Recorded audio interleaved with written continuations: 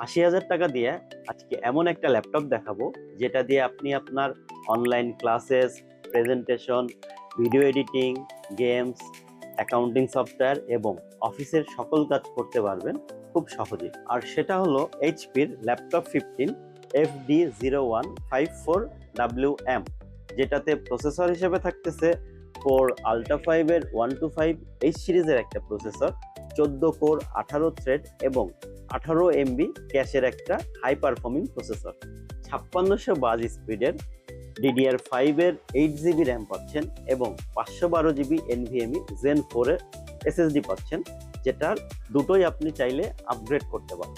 3.6 ইঞ্চের 300 নিটসের multi-touch IPS display পাচ্ছেন, যেটা কিনা আপনার কাজকে আরো স্পিড আপ করবে।